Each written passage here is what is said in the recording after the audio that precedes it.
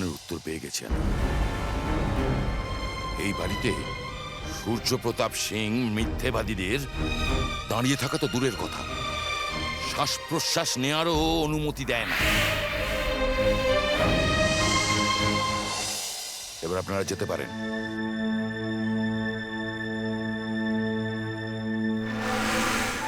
এটা এটা ঠিক করছেন না আপনি। আমি পুলিশকে নিয়ে আসছি, তারপর আমি দেখি আমার স্ত্রীকে এখান থেকে নিয়ে যেতে কে আমাকে বাধা দেয়।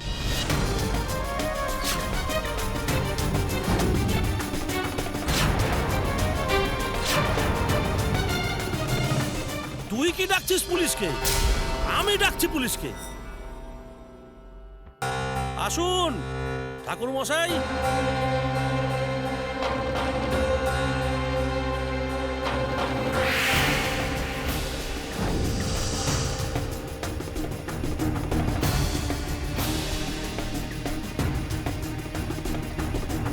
বাবা, এই সেই ঠাকুর মশাই যে এদের দুজনের মিথ্যে বিয়ে দিয়েছিল।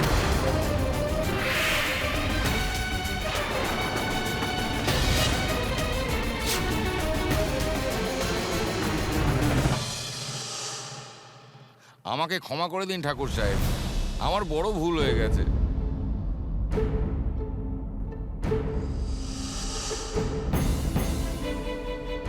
কি ভুল বলছি আমি? এবার নিজেকে বাঁচাতে চাস না? চুপচাপ এখান দিয়ে চলে যা, না হলে পুলিশ তোকে এখান দিয়ে নিয়ে যাবে একটা মেয়ের সাথে জোর জবরদস্তি করার অপরাধে। যা এখান থেকে।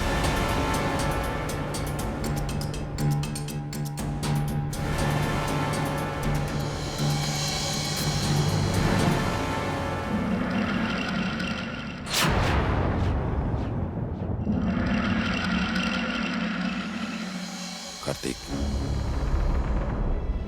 আমার অনেক বড় ভুল হয়ে গেছে।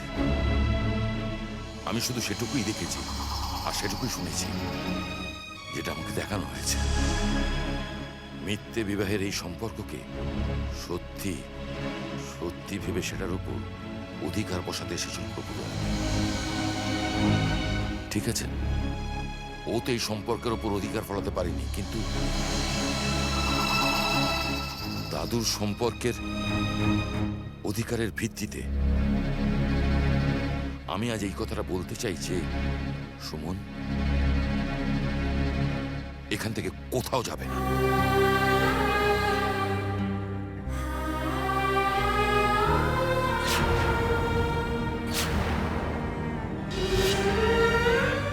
ও এখানেই থাকবে আমাদের সাথে, এই বাড়িতেই।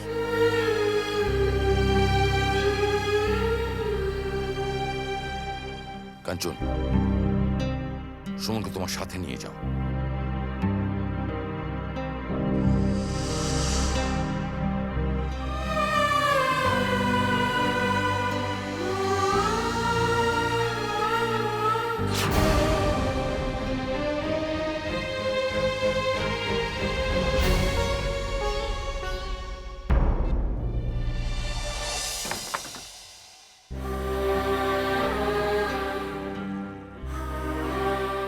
প্রদীপের উপর হাত রেখে দিব্যি খেলি, তবেই তুই সত্যিটা বললি না?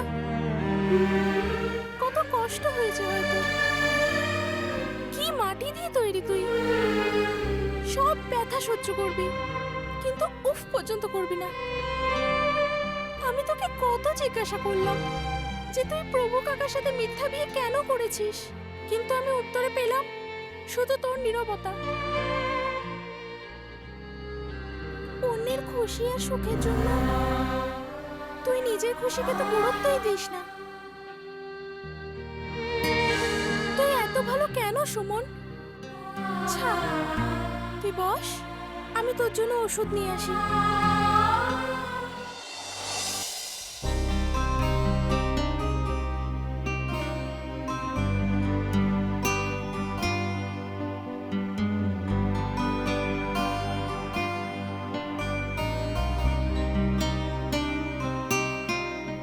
হাতে একটু মলম লাগিয়ে দিস।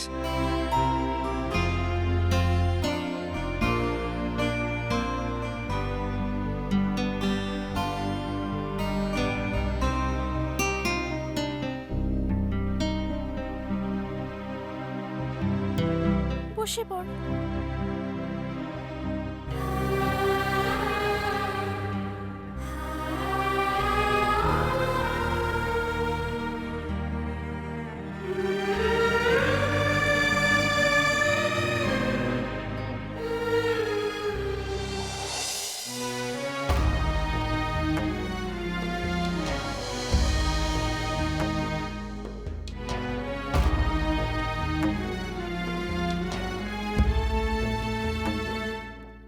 নন্দিনী,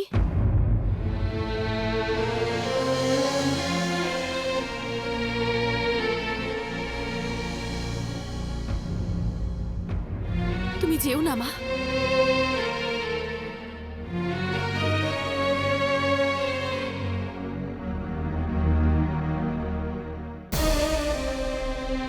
বৌদি, দাদা, তোমরা কোথায় চলে যাচ্ছ?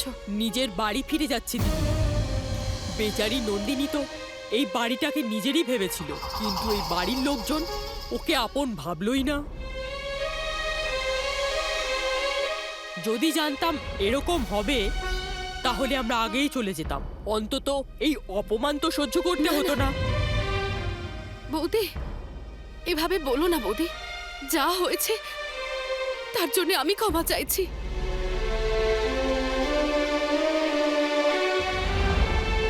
মা নন্দিনী, এভাবে তুমি মুখ ফিরিয়ে চলে যেও না, এখানে থাকো। ও কি আরো অপমান হওয়ার জন্য এখানে থাকবে? না,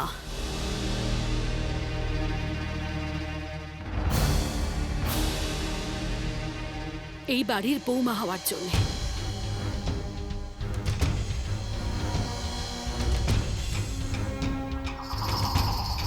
আমি আমার বাড়ির হবু বৌমাকে এভাবে রাগ করে চলে যেতে দেব না।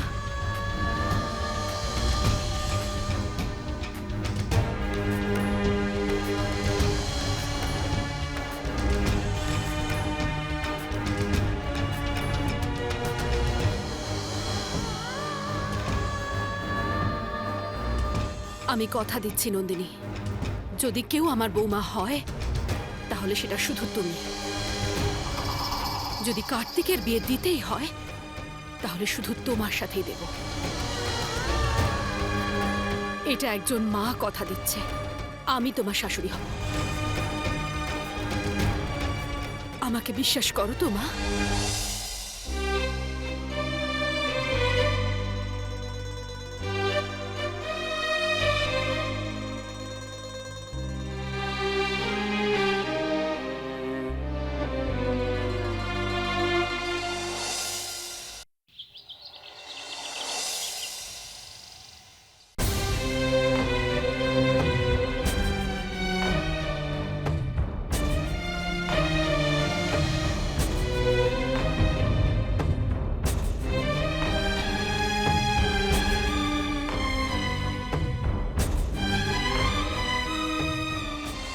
আমায় একবার বিশ্বাস করো নন্দিনী, যা কিছু হয়েছে সেটা শুধুমাত্র সময় আর পরিস্থিতির জন্যই হয়েছে।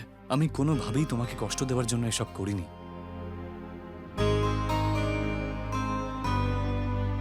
যদি সম্ভব হয় তাহলে আমাকে ক্ষমা করে দিও। আপনি নিশ্চয়ই এটা ভাবছেন যে এত কিছু আমার সাথে হবার পরেও আমি কেন এখানে থাকলাম। আপনি ভাবছেন আমি আপনাকে ক্ষমা করেছি, কিন্তু না, আমি এখানে আছি শুধুমাত্র মায়ের জন্য। আর এমনিতেও আপনার কাছে আমার খুশির তো কোনো মূল্যই নেই। নন্দিনী, তুমি একদম ভুল ভাবছো। দেখো, তোমার রাগ করাটা খুবই স্বাভাবিক, কিন্তু সেই সময় আমি যদি সুমনকে সাহায্য করতে না যেতাম তাহলে অনেক বড় ক্ষতি হয়ে যেত। যাক, ভালোই হয়েছে। আজ অন্তত আপনি আমাকে এইটুকু তো বুঝিয়ে দিলেন যে আপনার জীবনে আমার জায়গাটা কোথায়।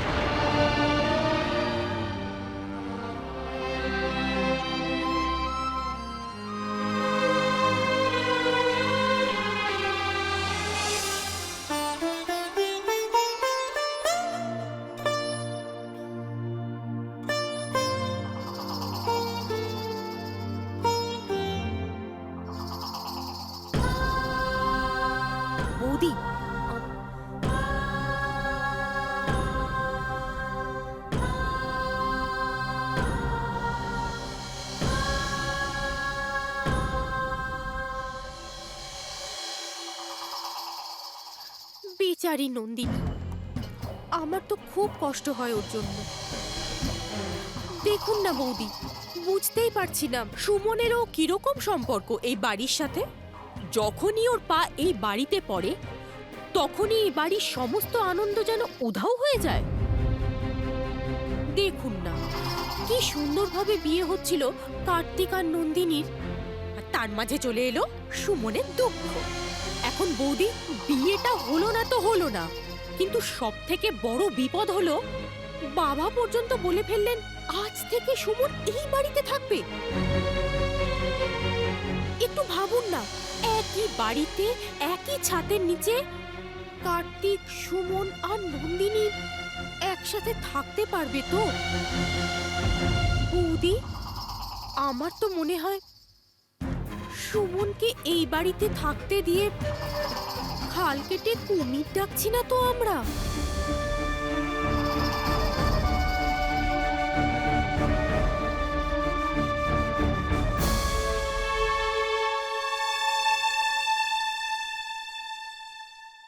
কি ভাবছো তুমি?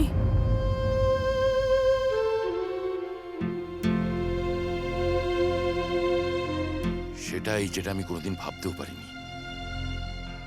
এসব কেন হলো, কি জন্য হলো,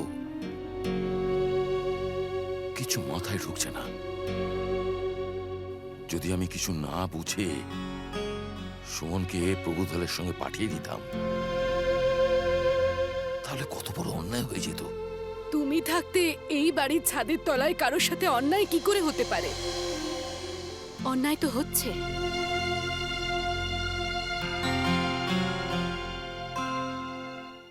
হ্যাঁ বাবা, এই বাড়ির একজন বৌমার জন্যে এই বাড়ির হবু বৌমার সাথে অন্যায় করা হচ্ছে। সুমনের চোখের জল তো সবাই দেখতে পাচ্ছে, কিন্তু নন্দিনীর চোখের জল, তার কি কোনো মূল্য নেই বাবা? বেচারি মেয়েটা তো বাড়ি ছেড়েই চলে যাচ্ছিল। অনেক কষ্ট করে আমি ওকে আটকেছি, কিন্তু ওর চোখে আমি যে প্রশ্নগুলো দেখেছি তার কোনো উত্তর ছিল না আমার কাছে। বুঝতে পারছি না কার্তিক এরকম কেন করছে। নিজের ভবিষ্যতের কথা চিন্তা না করে অতীতের সম্পর্কগুলোকে কেন গুরুত্ব দিচ্ছে? এই প্রশ্নটা হয়তো শুধু নন্দিনীরই নয়, আমারও একই প্রশ্ন। সত্যি বলেছ বৌদি, যতই এই প্রশ্নটা লোকেদের মুখে না আসুক, কিন্তু সন্দেহটা তো সবার মনেই আছে। সবার বলতে? গ্রামের মানুষ, গ্রামের মানুষদের কথা বলছি বাবা। তুমি ঠিক কি বলতে চাইছো দেবেন? আমি এটা বলছি না বাবা, মানুষ বলছে, গ্রামের মানুষ বলছে যে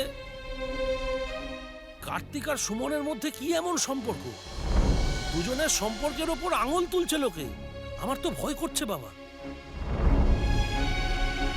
লোকেদের বন্ধ মুখের এই প্রশ্নগুলো উঁচু গলার ব্যঙ্গ যাতে না হয়ে যায়।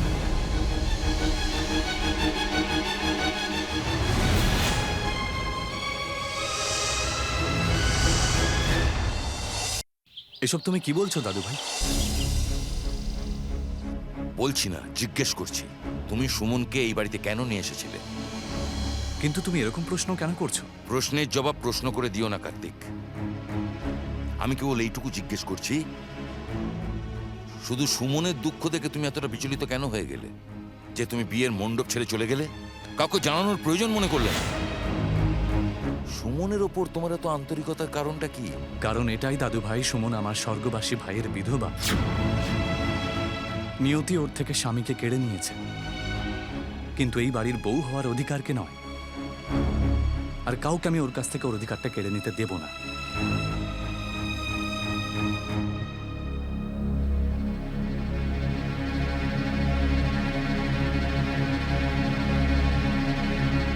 শুধু এইটুকুই কারণ নাকি অন্য কিছু? আর কোনো কারণ নেই দাদু ভাই, কিন্তু তুমি এইভাবে কেন বলছো? চন্দ্রিকা, কাদম্বরী, দেবেন, এখানে এসো সবাই।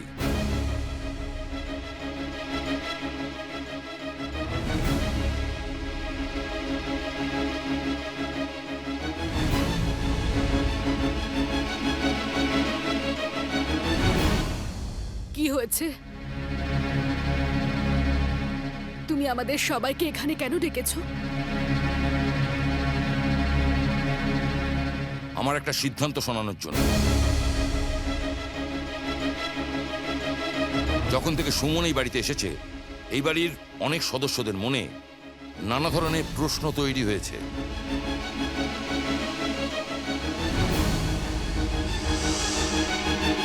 এই জন্য আমি সিদ্ধান্ত নিচ্ছি যে সুমন আজ থেকে, বলা যায় এখন থেকে, ওই গোয়াল ঘরে থাকবে।